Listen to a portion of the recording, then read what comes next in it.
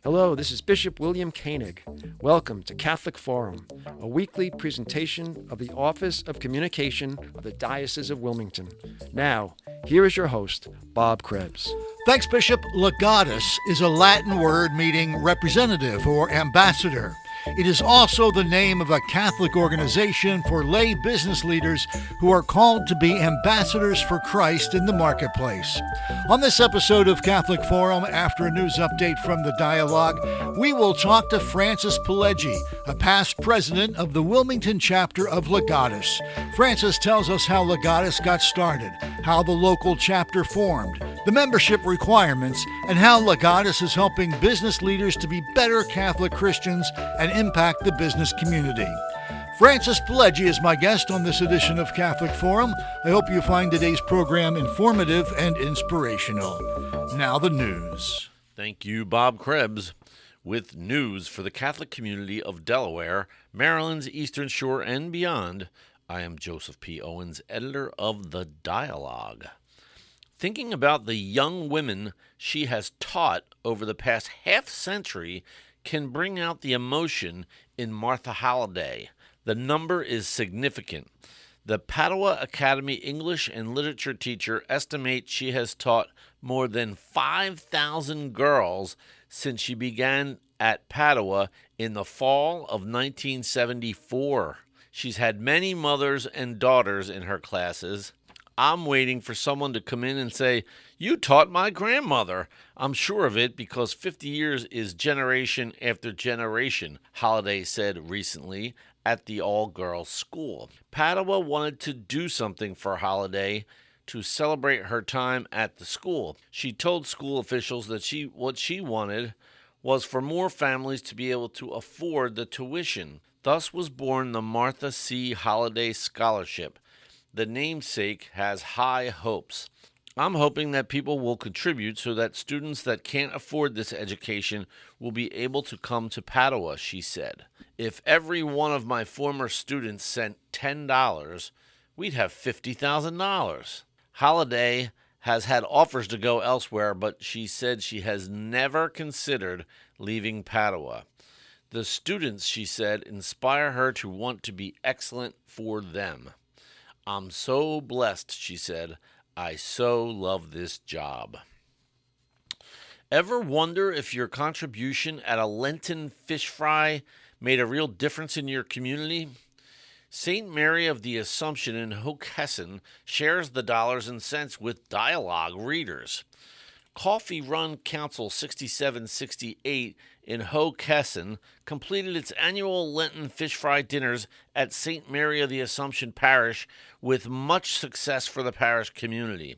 It was dubbed a whale of a project by the dialogue. The fish fry raised more than $26,000 for local charities and served more than 2,200 dinners in 6 weeks, averaging 368 per night. That's a lot of fish. The fish fries have been going on for 20 years at St. Mary's and since 2023 been led by fourth-degree faithful navigator John Bordenaro, assisted by his wife Karen and past Grand Knight Mike Bailey, past Grand Knight and Financial Secretary Ralph Paulus, and Grand Knight Carl Osterloff. That's a lot of flounder and crab cakes. The Lenten Friday night series feeds more than 2,000 people. Bishop Koenig continues to visit Jubilee 2025 sites as declared in the Diocese of Wilmington. In January, holy sites were designated for obtaining the Jubilee Indulgence.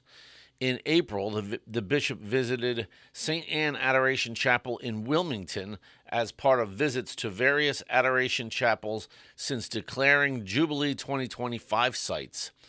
Bishop Koenig traveled to Chester, Maryland on May 3rd to visit St. Christopher's Church Chapel as part of the celebration. St. Christopher's Chapel is a convenient Jubilee site for Catholics on the Eastern Shore.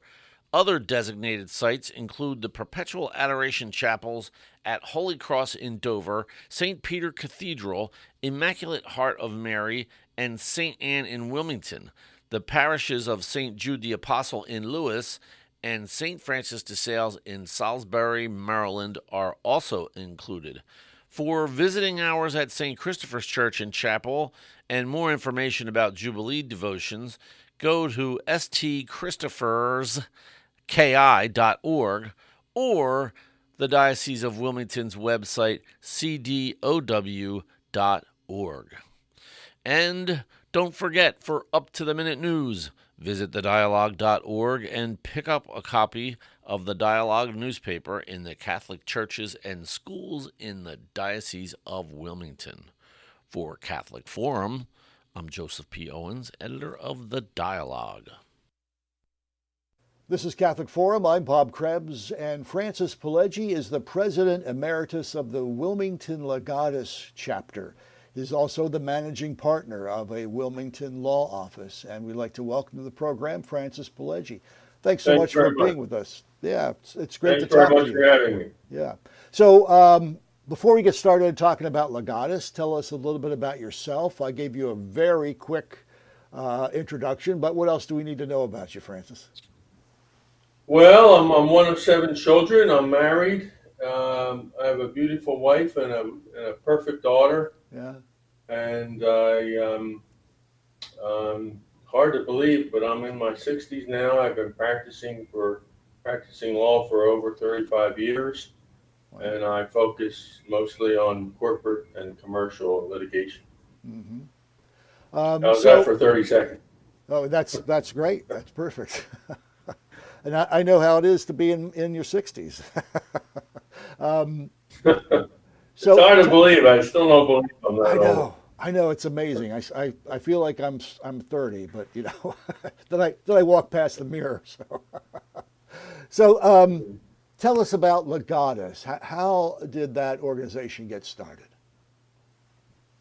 Well, it started. There's a gentleman by the name of Tom Monahan, who made a lot of money. Some people say over $1 billion when he sold the Domino's pizza chain, pizza shop chain, and he got the idea when he was a member of a group called Young CEOs, and he wanted to form an organization that was for Catholic CEOs, and he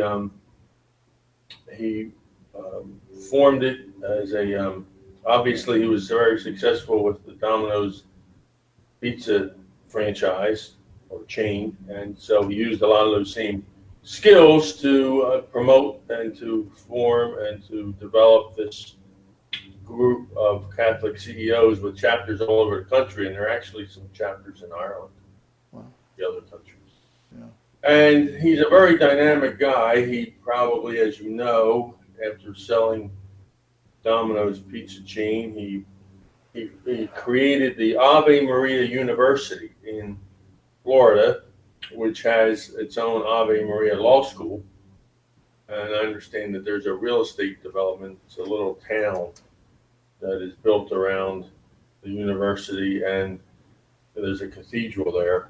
I don't know if it's formally called a cathedral, but it's as big as a cathedral. Mm-hmm. So he is the driving force behind Legatus, and now there are chapters all over the country. And I originally belonged to the Philadelphia chapter, but a few of us who work in Wilmington and or live in Wilmington wanted a chapter that's a little bit closer, because driving to Center City, Philadelphia during rush hour is not fun. So, and you can stop me if I'm going on too long, but I'm sort of extending the answer to tie it into the Wilmington chapter. Yeah. No, that's great. Is Tom Monahan still involved with Legatus? Yes, still involved. I was at a Legatus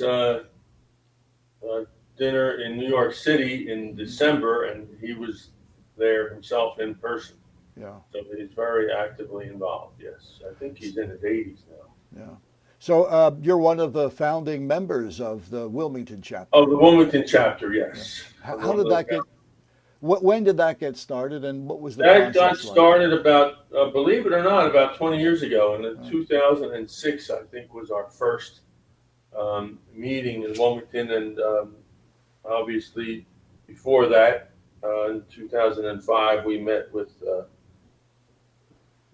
Bishop of Wilmington at the time, and we got approval from the bishop and approval from Legatus to start our own Wilmington chapter. What are the membership requirements? What do you have to be a CEO to join Legatus? Technically, I'm actually going to read it right here from All right. Because I looked it up. They keep raising the standards, so I guess I'm lucky I got in before the standards were too high. But the theory behind it, Tom Monahan's reasoning in forming it was to make it a forum for CEOs, not for just any business, but it had to be a substantial business, because his theory was that CEOs or other top managers of larger businesses have somewhat different concerns and different stress points. So that's the reasoning behind it. But right now, the requirement is you have to be either the CEO or some C-level top manager of a company that has 9.5 million in annual revenue, or if it's a financial services firm, maybe 2 million. And I think these are in the alternative, or you have to have or manage at least 40 employees. Mm-hmm. So those are of course, the most important thing is you have to be a Catholic in good standing. Mm-hmm. I should have started with that. So you really does a new member have to get, say, a letter or something from their pastor that says that they're a Catholic in good standing? I think they do. Don't hold me to that. I think if it's not a letter, then you have to have some other verification that you're a Catholic in good standing. I'm not sure, because as you know, it's been about 25 years since I joined. So I honestly don't remember. And somehow, before they raised the standards, I got into the Knights of Malta, and I also did that about 20 years ago. So I might be getting my recollection, because I remember for the Malta, you had to have a letter from your pastor, but I just remember what Legatus does. Maybe a phone call with your pastor would be enough. Right. How many members are in the Wilmington chapter? Right now, we have about 25 or so. I should mention that an important aspect of this, and something that makes it a little bit different than many other groups, is it's designed for spouses. So unlike the Rotary Club and similar clubs, it's not just an individual, but it's designed for couples.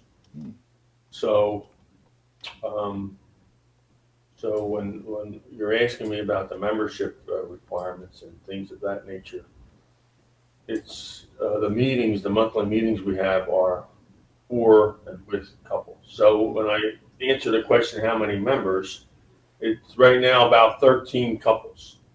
We have one or two that are, one is a widow, so he comes alone, but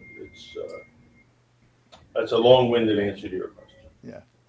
What is a meeting like? Can I walk? So we usually have it at a local country club. More recently, we've been meeting at the Greenville Country Club, but sometimes we go to other country clubs. And start out with the rosary and then Mass, and then after Mass, we have a cocktail hour, and then after cocktail hour, we have dinner and a speaker. And the meetings usually start around 6 and end promptly by 9. And the speaker usually speaks on a topic that would be relevant to Catholic business people. So it could be something as simple as we've had some speakers who, for example, have been priests who have some active apostolate that has to do with working with people. And for example, a dean of the business school at Catholic University, that would be an example. We've had motivational speakers. We've had speakers who have. We had a speaker who was a Swiss Guard. Oh, wow. So he talked about his time in Rome. So we have a very wide range of speakers that talk about things that would be of relevance or of interest to Catholic business leaders. And how often do you meet? Once a month, Uh, except in July and August. Sometimes we skip August. In August, sometimes, for example, last year we went to a members beach house in New Jersey, and the local parish there in New Jersey, they have a blessing of the ocean. oh, nice. Yeah. I forget what the exact title of the ceremony is. I should Right. know it, but I don't. Yeah. It had something to do with the local pastor going down to the beach and blessing Was the it- ocean. yeah. Yeah, a lot of beach area parishes do that. My guest today on Catholic Forum is Francis Pileggi. He is the President Emeritus of the Wilmington Legatus chapter, and we're talking about the work of Legatus. What does the name mean, Francis? Do you know? I think it means ambassador. Okay, yeah. now I it's should know mentioned. that. That's one of those things I used to know. Yeah, I'm looking around for my phone to see if I can Google it. Well, I think you're right. Now that I you mention it, think I've heard that before. Yeah, and I you're intentionally moved my phone out of my reach so I don't get tempted to look at it while we're doing that's the fine. interview. And you have a chaplain, correct? One of our priests. Yes, and we do have a chaplain, and that, of course, has to be done through the bishop. So, Right. And that's uh, Father Evers, is that correct? Father Evers is a chaplain for a different group that I belong to. Oh, really? We actually, it was Father Dillingham, and when Father Oh. Dillingham retired, he agreed to stay on if he could share the load with someone else. Ah, So okay. we have Father Carrier who Oh, nice. they alternate. Yeah, nice. So why is it important for Catholics in leadership positions at large companies to have a group like Legatus? Well, there are a couple reasons. I'm going to give you a colloquial answer, sort of an informal answer. Sure. I think in some ways you could think of it as a support group Mm-hmm. because, as you might expect, there are not a lot of reinforcing factors involved. Most of the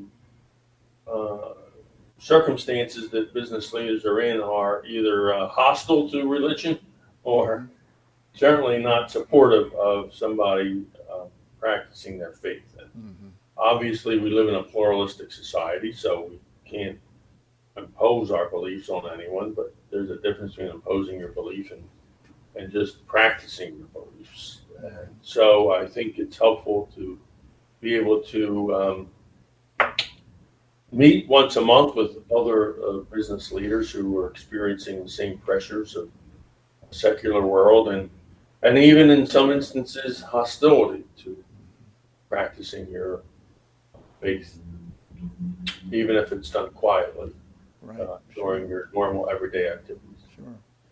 Now you've been involved for 25 years or so. What has been the impact on your business life and your faith? Well, I think it helps to, no matter what you're doing, even if it's not on a religious level, to get support, to get reinforcements, if you will, to help you to get positive reinforcement to what you're doing, and to be reminded that there are other people out there dealing with the same issues and dealing with the same pressures, and it's helpful, I think, to be able to share bread and make friends and relationships that would be a network, part of an ecosystem or an infrastructure to help you to continue to practice the way you want to practice. Mm-hmm. Now, I guess you and your other members are not only involved in Legatus, you probably are all involved at your local parish to some degree. Is that the case?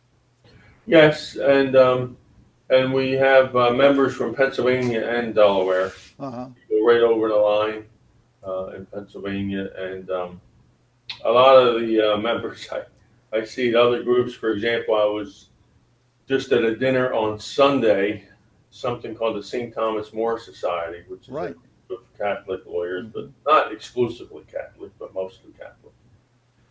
And I was sitting at the same table with some of my fellow Legatus members who are also fellow Knights of Malta members. So a lot of us are members of similar groups. Sure. Some are part of the same parish, but not all of us are part of the same parish. So. Yeah. That's great that an attorney like yourself has the opportunity to also be involved with the St. Thomas More Society, because that's a very active group in our diocese. It is, and the bishop was there on Sunday night, and several other members of the clergy, and I was actually one of the. Well, I sound like an old man. I was actually one of the founding members of the Wilmington chapter of the St. Thomas More Society. Wow. About 30 years ago. Wow. And yeah, we've been lucky to enjoy the support of the bishop, who attends a lot of the annual meeting. And Monsignor Taggart was one of the founding members. In fact, our annual award dinner is called the Monsignor Taggart Thomas More Award. Wow.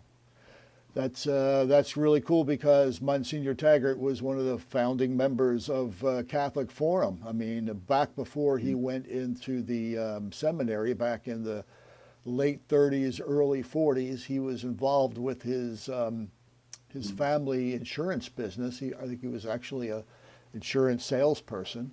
Really? And, yeah, and he helped. He was one of the leaders of Catholic Forum. It was called Catholic Forum of the Air back then. So this radio program, which is now a podcast and a YouTube video program, has its roots back in radio and going back to the 1930s. So we both. He was larger than life. I remember him at a time when you could smoke in public. He smoked a pipe. Yeah. And no matter where you were meeting with him, he would usually be puffing on his pipe. Yeah. He's a great guy. He was a great guy. Can you share? I don't want to put you on the spot, but any success stories or ways that Legatus has helped either yourself or another member? Obviously, don't use names. Is there anything that comes to mind? Well, without using names or without giving you too much detail, Right. I can tell you that there are instances where members help each other. It could be something simple, or it could be something complicated. Mm-hmm. But as I mentioned informally, I don't think the Legatus describes itself this way, but informally, I think you can refer it. In some ways, on some levels, among other benefits, it's a little bit like a support group. So Right. if someone's having an issue that would be common to anybody who runs a business or who is a business leader, we can talk about it and sometimes share ideas. And there's something called a forum within Legatus, which is in addition to the monthly meetings. Some chapters have forums where the members meet separately on their own to discuss business issues. Mm-hmm. And because the monthly meetings are, we have the mass and the cocktails and dinner and then a speaker. Right. So, of course, you can talk to people before the meeting or after the meeting or during cocktails. But right. In addition to that, there's a forum if you want to meet separately. Talk specifically about business issues. The as you know, if you've been around Wilmington, all of your life, the business climate has changed. There used to be a lot of banks, and I guess there still are some. But is it more difficult these days to find the business leaders to be part of Legatus? And a second follow-up question to that: how about retirees? Are you allowed once you retire to remain a member? Yes, let me take that in reverse chronological order. I'll do the second question first. Sure. Yes, we do accept retirees. The membership requirements, as long as you have met them at some point in your life. So if you were the CEO of a company 10 years ago and you're now retired, you can still qualify for membership. Mm-hmm. And the first question, it's challenging in many ways to find members because and the minimum requirements seem to go up with inflation. Mm-hmm. So they're a little higher than they were 25 years ago. Mm-hmm. But, it's not every day that you find somebody with a business that they're running that has $10 million a year in revenue. Mm-hmm. Number one. And number two, you already have a small eligible pool, but then they have to be a practicing Catholic, which makes the pool even smaller. And then you identify a Catholic who runs a business big enough to meet the requirements.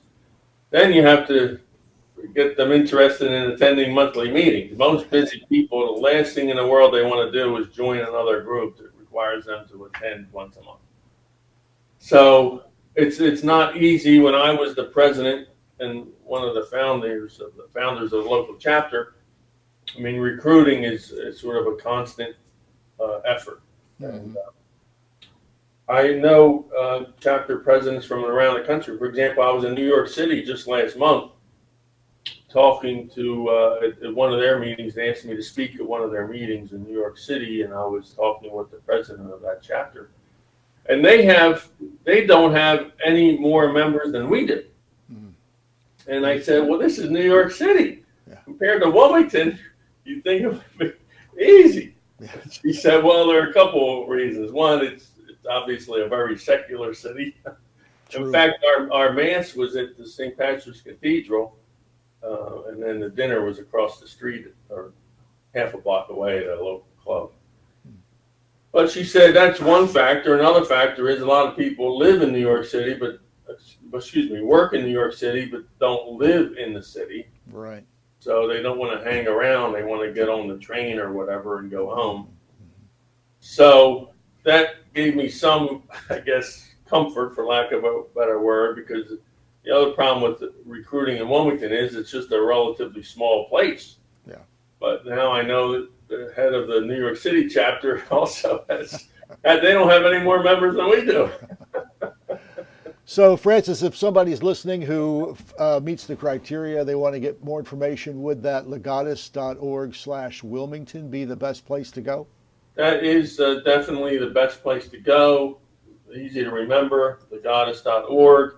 I can also give you the phone number we have a regional vice president for all the chapters in the Northeast, and his name is Stephen Ingram, Ingram. And if you want, I can give you his phone number. Sure. 386-438-0784, 386-438-0784. That's the phone number for the regional vice president who oversees the chapters in the Northeast region. Great. Francis Pileggi, thanks so much for joining us today on Catholic Forum. It was great talking to you, and thanks for sharing all the good work that Legatus is doing in our community. My pleasure, and thanks for having me. Thank you.